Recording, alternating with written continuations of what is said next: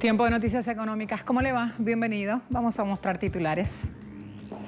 Argentina, vamos a hablar de lo que pasa a este pueblo, con un gobierno nacional con un proceso de reestructuración de deuda en marcha y a la vez ya hay respuestas y repercusiones en el terreno político. Ya las revisamos. Una comunidad italiana transita la búsqueda de su propia moneda. Lo hace en plena pandemia. No es un tema nuevo y muestra un negoción refiriéndonos a un supernegocio. Está pasando en Chile y el gran platillo es el agua.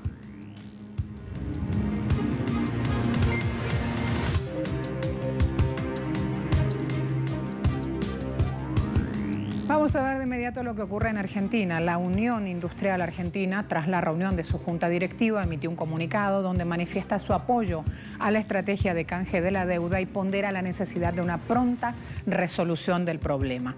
En su texto, el documento dice, luego que el Gobierno Nacional ha tomado la decisión de no postergar la agenda urgente y estratégica del país, uno de cuyos ejes centrales es resolver endeudamiento externo para hacerlo más sustentable y darle a la economía argentina el aire que necesita para retomar la senda del crecimiento, la realidad del país también muestra que hay empresas arrastrando situaciones de deuda que exceden sus posibilidades inmediatas de pago y según Página 12, más de un informe de consultoras habla de la posibilidad de un default corporativo como riesgo latente en el horizonte.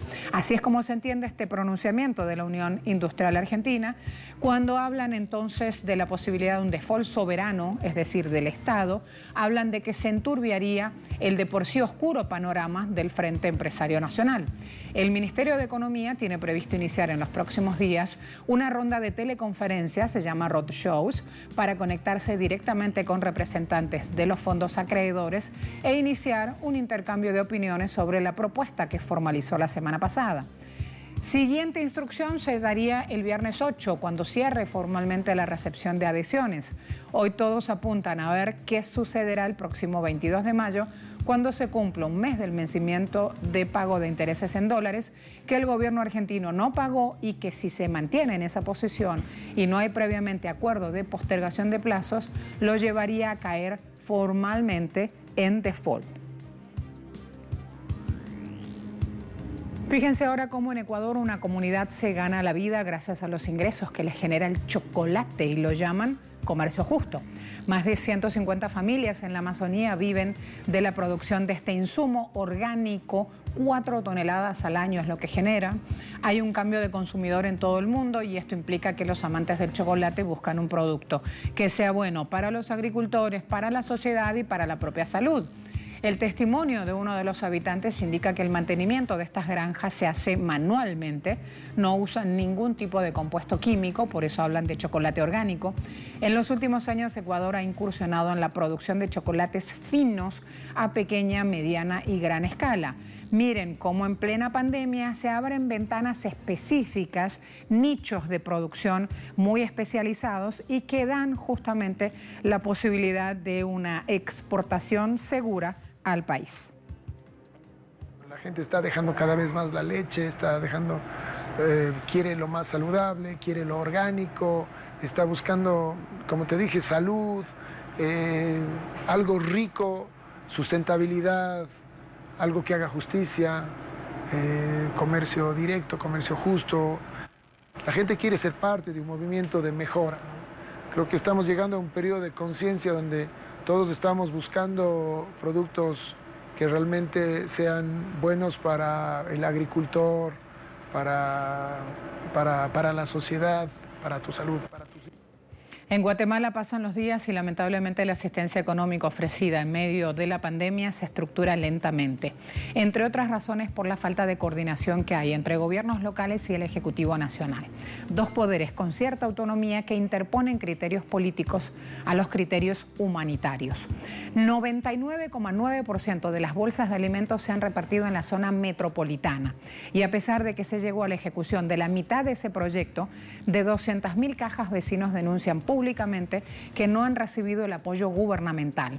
Este proyecto del gobierno tiene previsto entregar 200.000 cajas de alimentos y la repartición avanzó al 56%, pero no es el único proyecto de apoyo social en la crisis. Se necesitan más y que de manera efectiva lleguen a las comunidades. Esto es lo que están reclamando los ciudadanos en Guatemala. La Cámara de Diputados de Brasil vota hoy una enmienda constitucional para el llamado presupuesto de guerra que separa el gasto relacionado con la pandemia de las cuentas del gobierno. El parlamentario Hugo Mota pidió más tiempo para hacer el informe, señalando que la nueva versión debería excluir un artículo que trata de la concesión de beneficios fiscales a las empresas a cambio de mantener los puestos de trabajo. La enmienda fue solicitada por el gobierno de Bolsonaro y con ella se flexibilizan las restricciones fiscales y presupuestarias, buscando supuestamente agilizar la ejecución de los gastos de personal, obras, servicios, compras del Poder Ejecutivo, y estará vigente hasta el 31 de diciembre de este año, el mismo plazo que rige para la vigencia del estado de calamidad pública.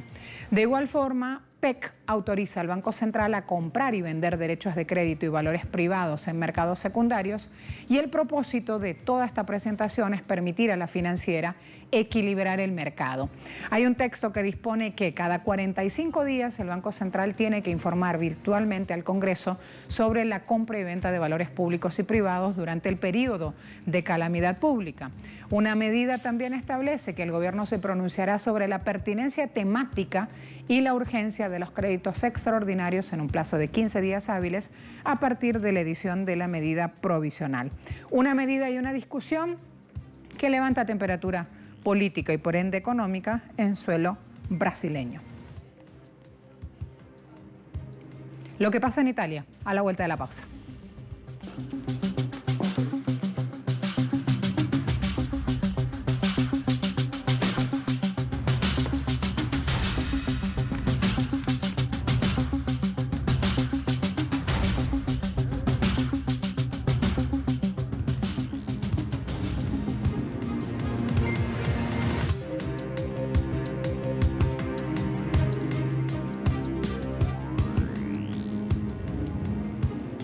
Fíjense este cuadro de situación. Vamos a hablar de Italia. Ante la crisis sanitaria y la escasez de efectivo producida por el coronavirus, hay habitantes de un pueblo castellino del Biferno que encuentran soluciones creativas. Allí se abre un nuevo panorama, una nueva opción. El alcalde de esta comunidad, Enrique Fratangelo, continuamente había soñado con realizar un proyecto donde pudiera circular su moneda particular, y en este contexto se dieron todas las circunstancias para llevarlo a cabo. La moneda que empieza a circular entre los habitantes de Castellino fue bautizada como Ducati. La misma se comenzó a realizar para ayudar no solo a las familias más desvalidas, sino también a las empresas, ya que las mismas cada 2 semanas devuelven los billetes a la administración municipal y obtienen el importe correspondiente en euros. Los residentes también se benefician, ya que pueden gastar sus Ducati en productos de primera necesidad, como carne, queso, huevos. Y de esta forma también ayudan a los pequeños comercios de su localidad, suavizando los daños económicos causados por la pandemia en Castellino. Decidimos apostar dinero para asegurarnos de que la economía local pudiera soportar el impacto de la situación, por pequeña que sea esta economía. Solo hay 3 o hasta 4 negocios que todavía están abiertos, sin considerar bares o pubs. Senza considerare i bar e i pub. Secondo me es una bellísima iniciativa. Creo que esta es una hermosa iniciativa y nos ayuda a los residentes de este pequeño pueblo, y podemos ayudar un poco a nuestros negocios con estos Ducati que el alcalde puso a nuestra disposición. Todo el proceso es rastreable. Los Ducati son devueltos al ayuntamiento y los negocios se pagan allí.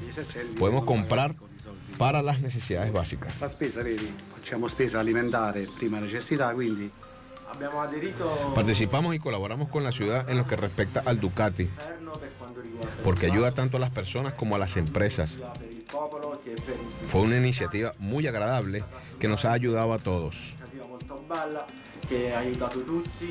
El alcalde ahora está elaborando la producción de bonos Bourbon. La idea es incentivar a las personas a iniciar negocios y locales mediante reembolsos e intereses de Ducati.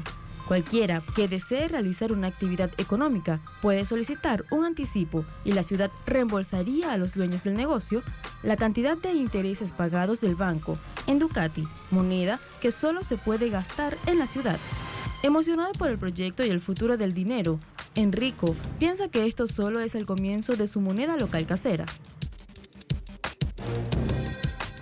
Durante los últimos años, el consumo de limones en el país transalpino ha dibujado una tendencia alcista, repunte que también se observa en la superficie del cultivo dedicada a dicho cítrico. Sin embargo, producto de la pandemia por el COVID-19, había generado algunos inconvenientes, entre ellos los trabajadores no podían trabajar en las granjas, producto de las medidas de confinamiento, lo que conllevó a una escasa fuerza laboral para cosechar el fruto cítrico. En este sentido, Carlos de Rizo, director de Costiera Grumi, indicó que al principio sufrieron mucho por el virus. Por otro lado, el minorista masivo estaba pidiendo el producto, pero la fuerza laboral no estaba activa para ejecutar las labores.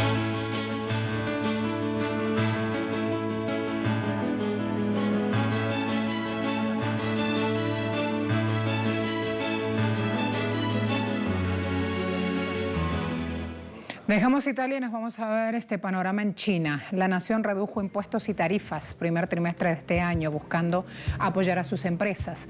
Esto suma más de 95.000 millones de dólares, así lo informaron autoridades nacionales. Hay que destacar que como resultado de las políticas de reducción de impuestos y tarifas y la pandemia COVID-19, los ingresos fiscales totales de China primer trimestre 2020 fueron de 3.482 billones de yuanes, excluidas las devoluciones de impuestos a la exportación. Hablamos de un 16,4% menos que en el mismo periodo del año pasado. Allí entonces una ayuda de la cual trasciende poco, pero que está ocurriendo, se está dando en suelo asiático.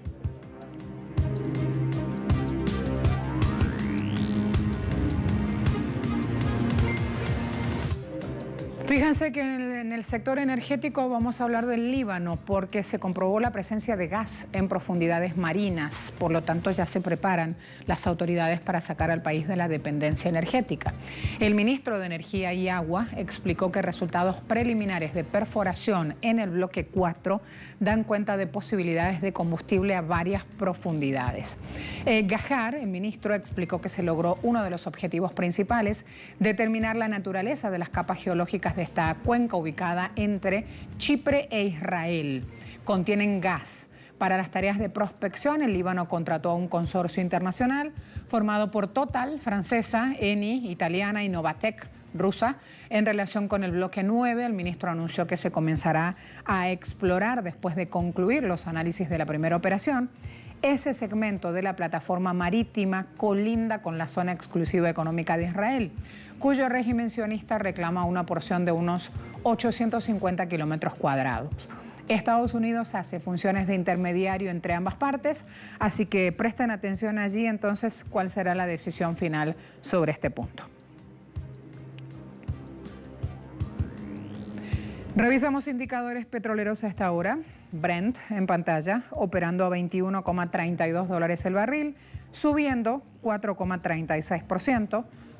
WTI opera a $14,23 el barril, subiendo 13,21%. Y la cesta OPEP en la jornada del 28 de abril del 2020 registró un descenso, cotiza en $12.41 el barril.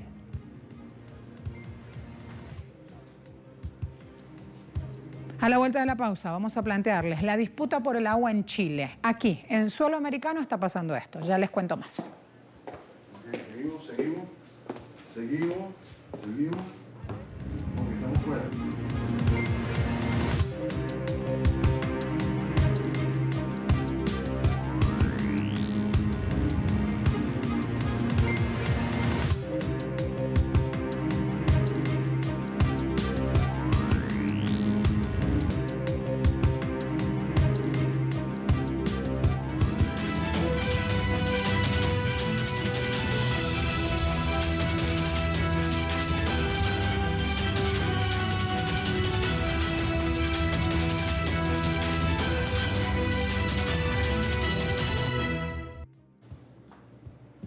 Fíjense lo que tenemos. País gobernado por Sebastián Piñera, el agua es un negocio que deja al resto del país sediento. El agua es vida, pero pareciera que en Chile es solo un negocio para la élite y los grupos poderosos que tienen en sus manos escrituras que los hacen dueños de un recurso tan invaluable como lo es el vital líquido. En estos momentos en donde el cambio climático juega un papel fundamental y afecta a nivel mundial, aunado a la emergencia sanitaria que se vive, el agua se ha vuelto la manzana de la discordia en Chile, ya que cuando se creó el Código de Aguas, un gran número de grupos poderosos inscribieron a su nombre de forma gratuita los derechos para utilizar el recurso eternamente, donde la Sociedad Nacional de Agricultores, conformada por empresarios de poder, argumentan que el cambio de la Constitución violentaría sus derechos, ya que la misma actualmente reconoce los derechos particulares sobre el agua y admite entrar en un mercado para la reventa. Algo así como una subasta del agua, cosa que resulta indignante para muchos, considerando el hecho que estos derechos de propiedad fueron adquiridos de forma gratuita, es decir, mientras el empresario, ganadero, político influyente consiguió los derechos de aprovechamiento del agua de forma gratis, se las vende al pueblo aprovechándose de su necesidad y haciendo negocios con ella. Los ciudadanos que apoyan el cambio de constitución, puesto que la misma data desde la dictadura de Augusto Pinochet, proponen entre otras modificaciones que el agua debería estar garantizada como un bien nacional de uso público. Igualmente exponen no solo cómo el agua es un negocio rentable en Chile, sino cómo es despilfarrada en negocios como la plantación de aguacates en Valparaíso, donde han utilizado tanta agua que se han necesitado incluso camiones cisterna, además de la actividad comercial de la agroindustria, empresas mineras y forestales. En diferentes partes del país ha ocasionado la escasez del recurso vital para el consumo humano. Este hecho hace resaltar una interrogante. ¿Qué priva en Chile para el Estado, la élite o el ciudadano común? A juzgar por la exacerbada protección de derechos para los poderosos grupos económicos, en contraste con la total desprotección y dejadez por parte de las autoridades para el ciudadano común. En el Chile de Piñera pareciera que vale más la producción de los grandes que la sed de los ciudadanos. En Chile, el gobierno y la élite argumentan que el agua en esta nación no es privada, porque según el Código de Aguas, la misma puede ser utilizada por cualquier ciudadano para actividades domésticas y recreacionales. Pero si quiere utilizarla con un fin productivo como sembrar cebollas, debe obtener un título de propiedad. He aquí la pequeña letra del documento legal que hace el agua privada, aunque le digan al ciudadano que no lo es. Ya que como bien se expresa este código, el ciudadano no es libre de utilizar el agua para cualquier actividad, sino que está regida bajo ciertas condiciones. El título de propiedad del agua que obtuvieron los grandes empresarios en la época de Augusto Pinochet es a perpetuidad, y lo consiguieron de forma totalmente gratuita. Pero la cuestión no termina allí, puesto que los títulos de propiedad del agua pueden ser heredados. El agua en Chile, señalan analistas, no es vista como un bien común, sino como una propiedad privada, un privilegio que solo unos pocos pueden pagar. En medio de la peor sequía que ha vivido Chile y una pandemia de escala mundial, el agua se ha vuelto un recurso por el cual toda la nación desea luchar. Los sectores que se han visto más golpeados en medio de todo este entorno han sido los pequeños y medianos agricultores, que necesitan agua para poder cultivar y cosechar su trabajo de toda una vida. Y no solo se ven afectadas sus finanzas, sino la población en cuanto a la distribución de alimentos se refiere, ya que sin agua no pueden trabajar la tierra, sin trabajar la tierra no pueden llevar los alimentos hasta la mesa. Los que apoyan el cambio de la Constitución argumentan que el agua debería ser vista como un bien público y no privado, como una manera de garantizar este recurso vital para todos los ciudadanos, y que los títulos de propiedad del agua deberían ser temporales y no permanentes.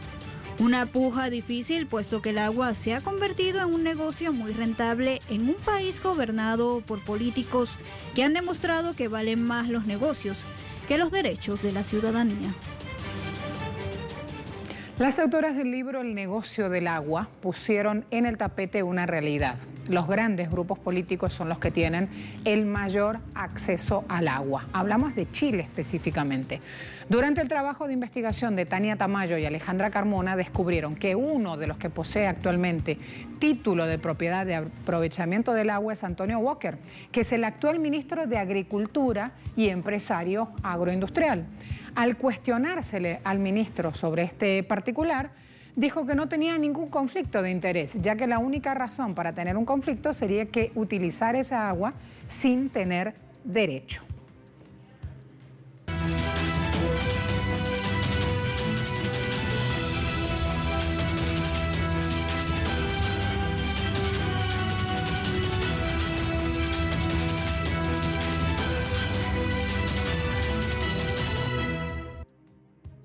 En redes sociales es múltiple la información que hay sobre el tema y la cantidad de pronunciamientos ciudadanos ni le cuento. Sebastián dice, recién ahora en plena pandemia se van a venir a dar cuenta en Chile la histórica usurpación del agua, un derecho consagrado en la Constitución del país.